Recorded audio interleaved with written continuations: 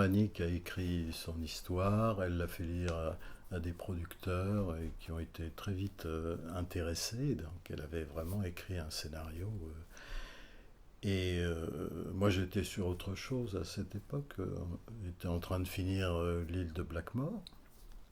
Et puis quand elle m'a fait lire son script, m'a présenté ça, c'était comme un cadeau, quoi. Et puis elle m'a dit un truc, je ne sais pas si elle vous le dira elle-même, mais elle m'a dit, écoute, après tu en fais ce que tu veux, c'est-à-dire tu dois t'approprier. Et c'est vrai que c'était la première fois que j'allais faire un film sur une histoire que je n'avais pas écrite.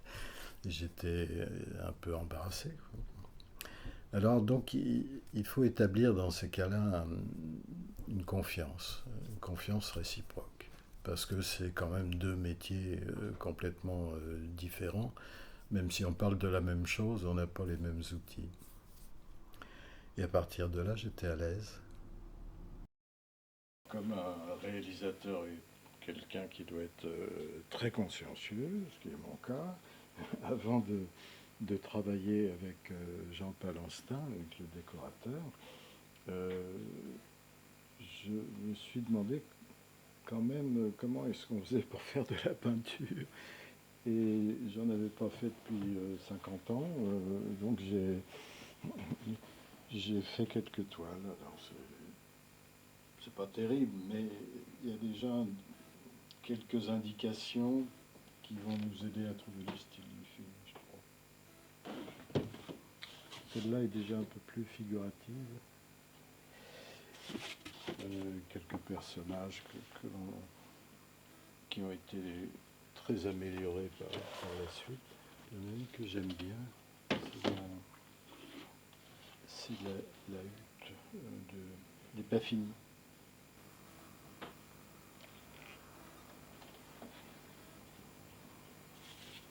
Voilà. Pourquoi je fais ce travail très en amont sur la production du film? C'est parce qu'il me faut du temps. Euh, Annick m'a confié son histoire et ses personnages, mais ces personnages, j'ai besoin de les connaître mieux. Et pour cela, il faut le temps de la connaissance. C'est-à-dire que moi, je les connaisse, la petite Lola, ses compagnons d'aventure, etc. Et puis qu'eux me connaissent aussi un petit peu, parce qu'on va passer de longues années ensemble. Alors, je fais ce que j'appelle une animatique sauvage. Euh, J'aime bien ce terme. Et je vais dessiner donc la totalité du film, c'est-à-dire à peu près entre 1500 et 2000 dessins que je vais photographier, puis je vais faire en fait la maquette du film. Et ce temps de connaissance est un temps qu'on n'imagine pas. Souvent, on pense que on crée un personnage, on le dessine et il existe. Maintenant, il va lui falloir beaucoup d'attitude, beaucoup de dessins de visage avant de trouver vraiment sa forme définitive. Chaque dessin va être photographié et ensuite monté comme si on montait un film, sauf que ce sont naturellement des images fixes pour le moment.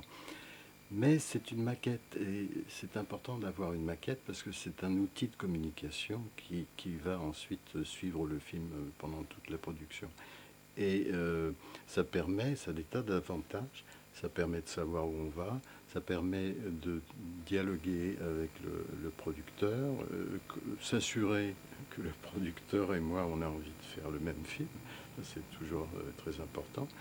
Discuter avec Annick sur le caractère des personnages, voir si j'ai pas fait des contresens ou des choses comme ça. Je mets de la musique, je mets un peu des voix provisoires que l'on fait nous-mêmes. Et bon, on arrive à quelque chose qui a l'allure d'un film, d'un projet de film, mais il existe déjà ce film.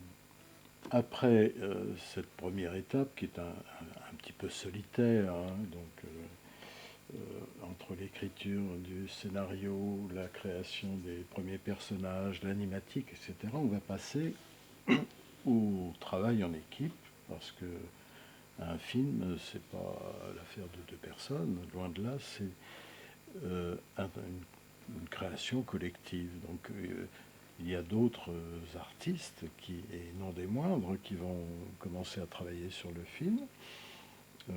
Rémi Chaillet, par exemple, qui va mettre au point les personnages et qui va réaliser le storyboard.